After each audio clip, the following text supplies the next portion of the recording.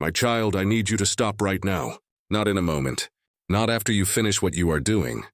Right now. Because what I am about to say to you is the kind of word that cannot be received in the margins of a busy day or in the distracted space between one task and the next. It requires your full presence. It requires the part of you that exists beneath the performance and beneath the functioning and beneath the carefully maintained surface of a life that looks more together from the outside than it feels from the inside. I am the angel sent to the Church of Philadelphia, and I have been dispatched today with a message that heaven has been holding back until this exact moment. Not because it was unimportant, because timing matters more than you realize when the word being spoken is the kind that changes the direction of everything that follows it. And this word changes the direction of everything that follows it. So I need you here completely, without the part of your attention that is already calculating what comes next on your list or rehearsing the conversation you need to have later or monitoring the notifications accumulating on the edges of your screen. All of you. Right here, right now, because what I am about to announce has been written in heaven with your name on it, and it is being released into the natural dimension of your life today, and the window for receiving it fully and responding to it correctly is not as wide as you might assume. The door I opened for you is closing. Not someday, not eventually. It is closing. And I have been sent to tell you before it does, because the God who opened that door loves you too completely to allow it to close without making absolutely certain that you heard the announcement first. I want you to sit with the weight of what I just said before I explain any further. The door I opened for you is closing. Think about what that means. Think about the specific and carefully arranged nature of an open door. A door does not open by accident. It is not a random feature of the landscape that you happen to encounter in the course of moving through your life. A door is placed. A door is positioned. A door is opened by someone with intention and with purpose and with a specific person in mind as the one it was opened for. And the door that was opened for you was opened by the one who knows the end from the beginning, who wrote your life before it began, who placed inside you before your first breath the calling and the assignment and the purpose that this door leads to. That door was not opened for the general public. It was not opened for anyone who happened to walk by it. It was opened for you, with your name on it, with your specific calling in view, with the full knowledge of the season you would walk through before you arrived at it, and the full knowledge of the version of you that would be standing in front of it at this moment. And that door, opened with that precision and that love and that intentionality, is closing. And you are standing in front of it. And the time for the kind of hesitation that has kept you standing in front of it, rather than walking through it, is over. Comment. I hear you, Lord, if you feel the weight of what is being announced right now and you are choosing to stay present for everything that follows, because the next thing I am going to tell you is the thing that the enemy has been working hardest to keep you from understanding, and it is the thing that changes everything about how you respond to this announcement. The door that is closing was opened specifically because of what you carried through the season that brought you here. I need you to understand this, because one of the most effective lies the enemy has been speaking into your spirit throughout this entire season is that the difficulty of the season was evidence against the reality of the calling.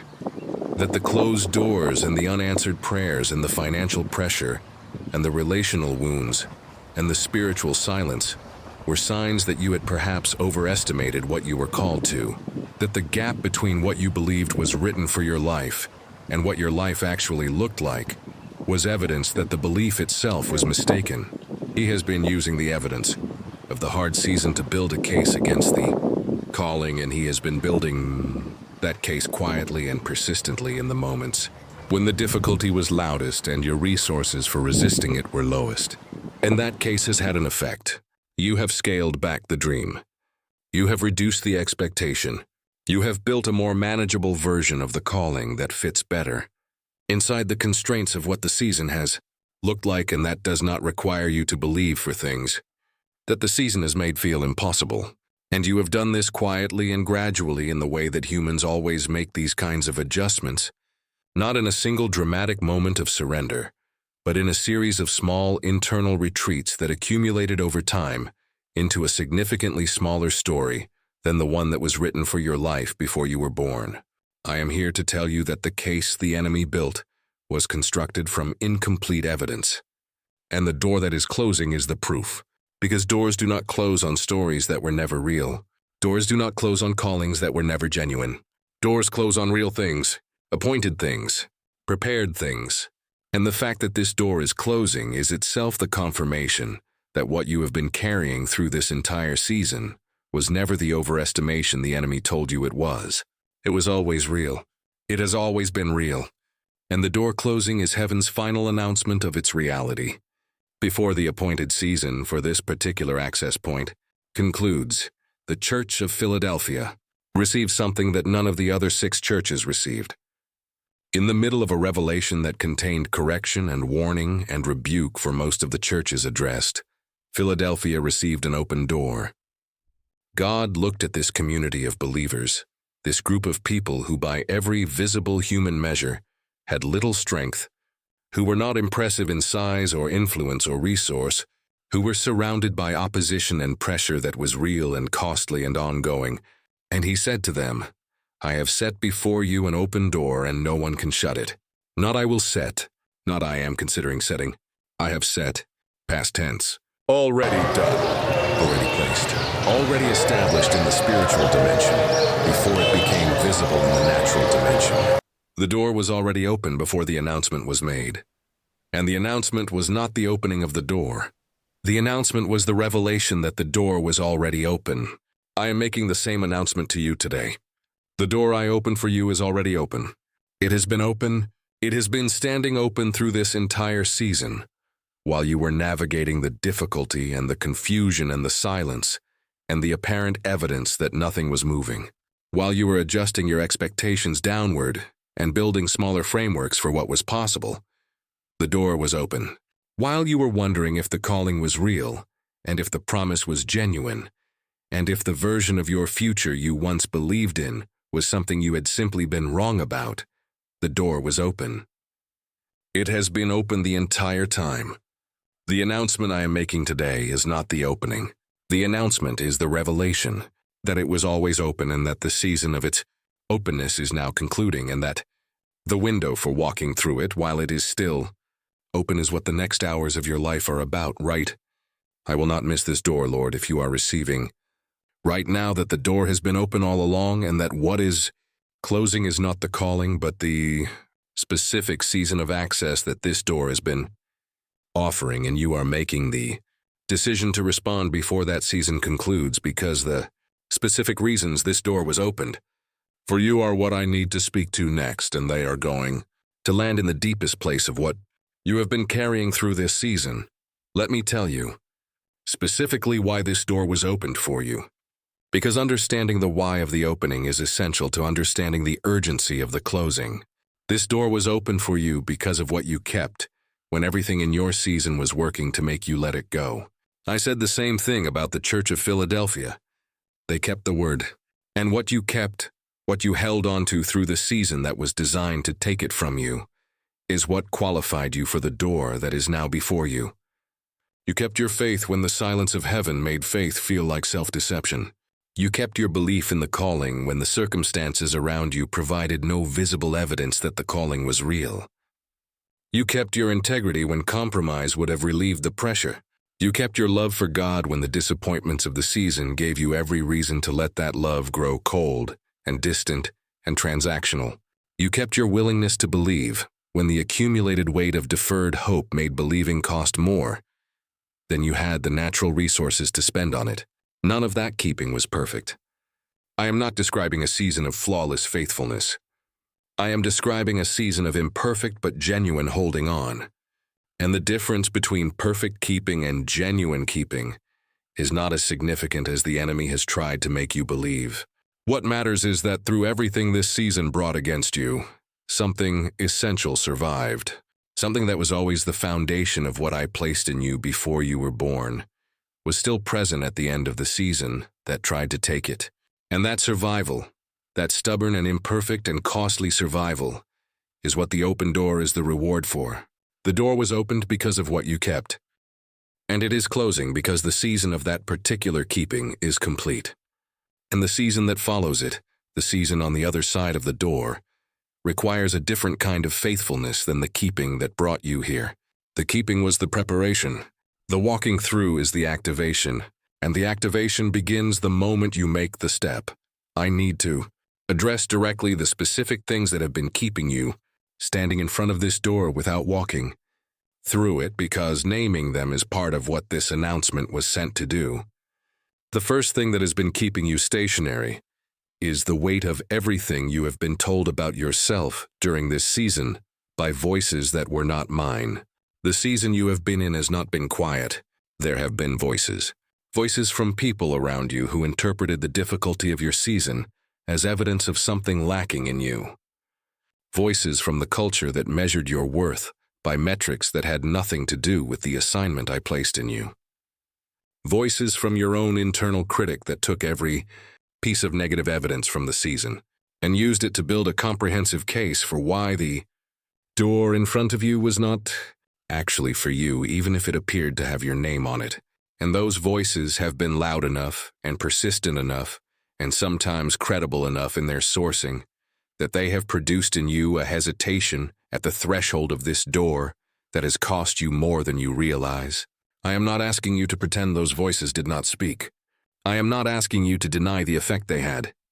I am asking you to make a clear and conscious decision in this moment about whose voice carries the authority to determine whether you walk through this door. The voices that told you that you were not enough for what this door leads to were not sent by me. They were not accurate assessments of your readiness, and they do not have the authority to keep you stationary in front of a door that I opened specifically for you with full knowledge of exactly who you were and exactly what you would face in the season that brought you here. The second thing that has been keeping you stationary at the threshold is a grief that you have not fully processed.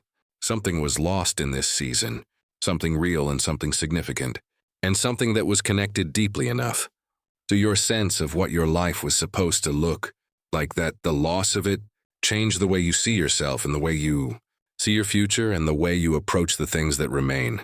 And that grief has been sitting in you unprocessed because the pace of the season has not allowed the kind of stillness that genuine grief requires. You have been moving too fast to grieve properly. You have been managing the next thing and the next thing and the next thing without ever fully stopping to sit with what the loss of the previous thing actually cost you. And unprocessed grief is heavy. It is the kind of weight that slows your movement toward open doors, not because you have decided not to walk through them, but because the weight of what you are carrying makes every step toward them require more than it should. I am not asking you to have finished your grieving before you walk through this door. I am telling you that the grief you are carrying and the door in front of you are not incompatible. You can grieve and walk at the same time. The walking does not require the grief to be resolved. It requires only the willingness to carry the grief through the door, rather than letting the grief be the reason you stay on this side of it. What is on the other side of this door has room for your grief. In fact, what is on the other side of this door is part of what will finally give the grief somewhere to go. Say, I bring my grief through the door, Lord, if you are acknowledging right now that you have been carrying unprocessed loss through this season, and you are choosing to stop letting that loss be the reason you stand at the threshold rather than walk through it, because the third barrier I need to address is the one the enemy has invested the most in maintaining, and it is the most important one to dismantle before you respond to this announcement. The third thing that has been keeping you stationary is a specific and deeply held belief that the timing of your arrival at this door disqualifies you from what is on the other side of it. You arrived here later than you planned. The journey to this threshold took longer than it was supposed to take by every timeline you constructed along the way.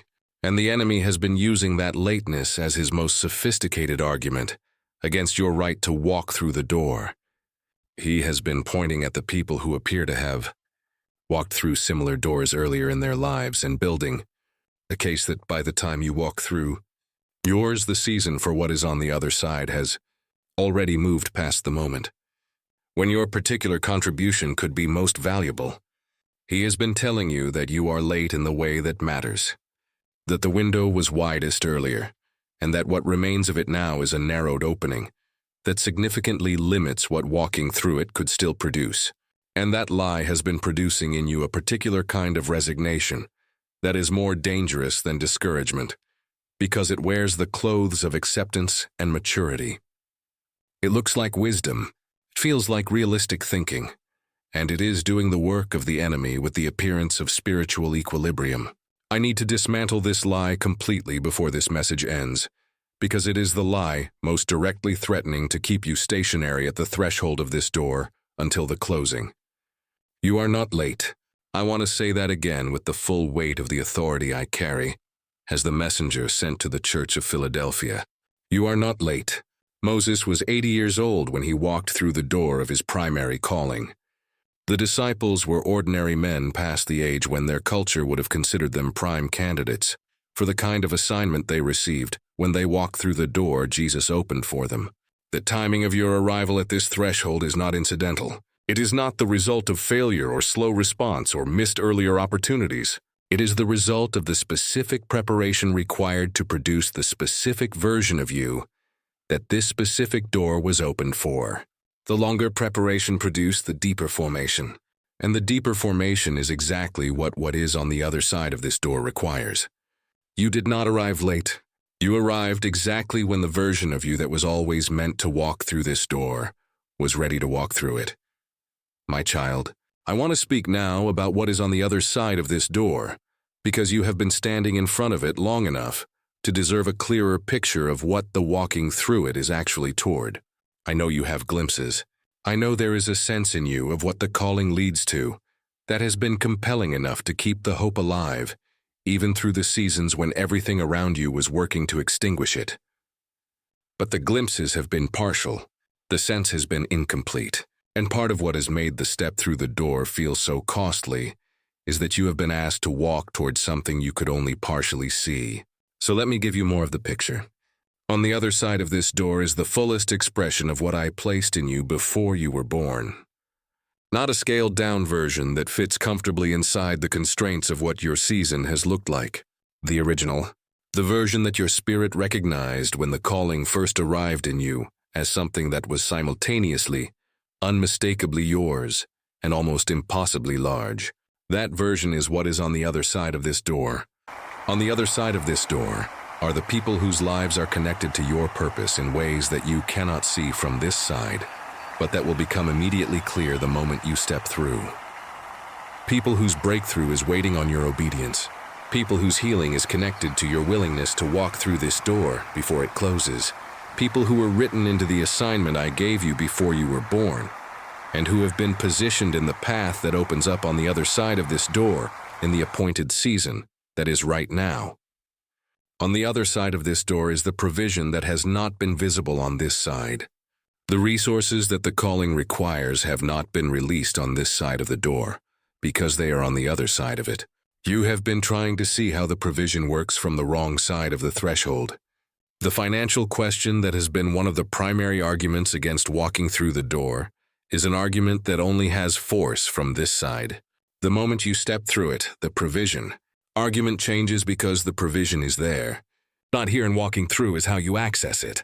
On the other side of this door is the healing that has been most elusive in this season. The physical battle you have been fighting, the areas of your health that have been resistant to what you have been doing to address them, are connected in ways that medicine cannot fully account for to the spiritual condition of standing at a threshold you were meant to cross.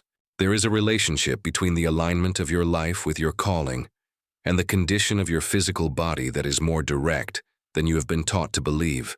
Walking through this door is not the only thing required for your healing, but it is part of what the healing has been waiting for. And I am telling you this not to make you feel guilty about the health battle, as if it were a consequence of disobedience, but to give you the full picture of what the walking through releases.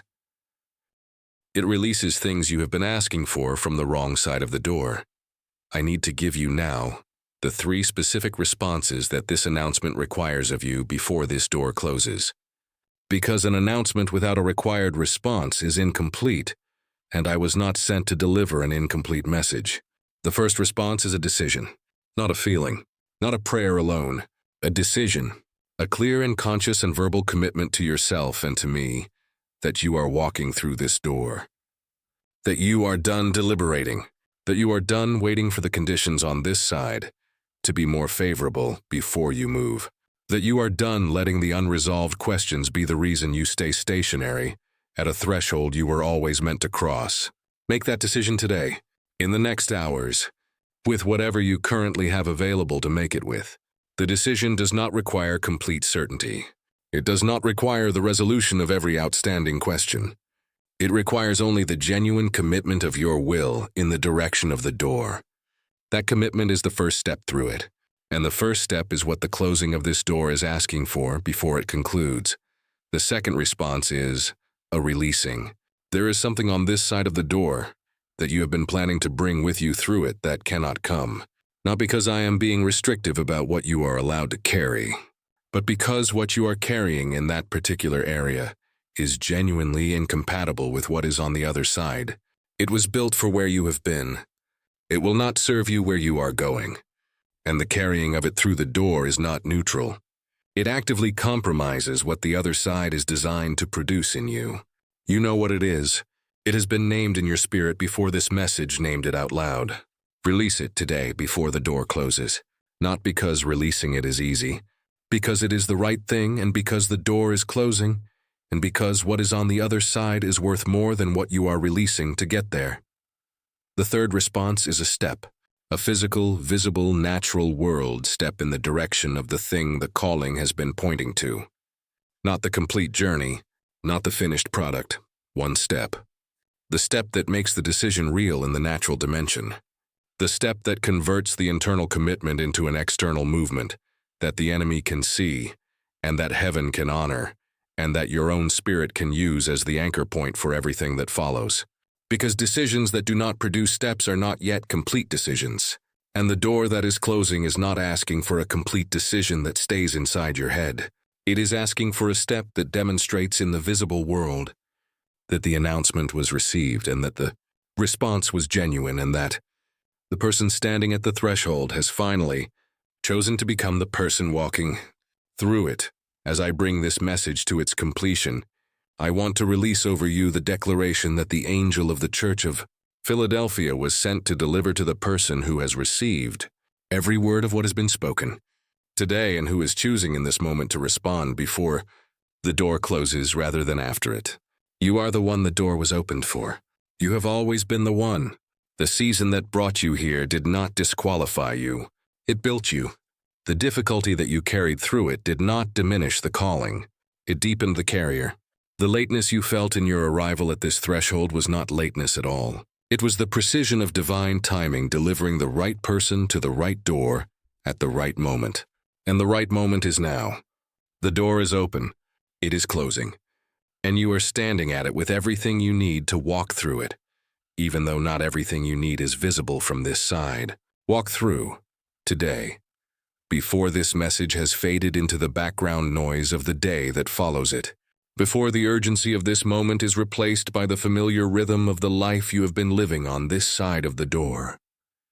Walk through now while the word is fresh, and the decision is close to the surface and the step is the most available it is ever going to be. The God who opened this door is on the other side of it. He is not standing here with you deliberating. He is standing there waiting, with the provision and the healing, and the relationships and the fullness of the calling and everything that this side of the door could not give you but that the other side has been, holding in readiness for the moment you step through. Walk through! The door is open. Walk through now, before it closes forever, and the path to what is on the other side becomes the longer, harder road of someone who heard the announcement and waited one moment too long to respond to it. You are chosen for this door. Walk through it today, right now, in the next hours, before it closes. This is the word of the angel sent to the Church of Philadelphia, and it was sent for you.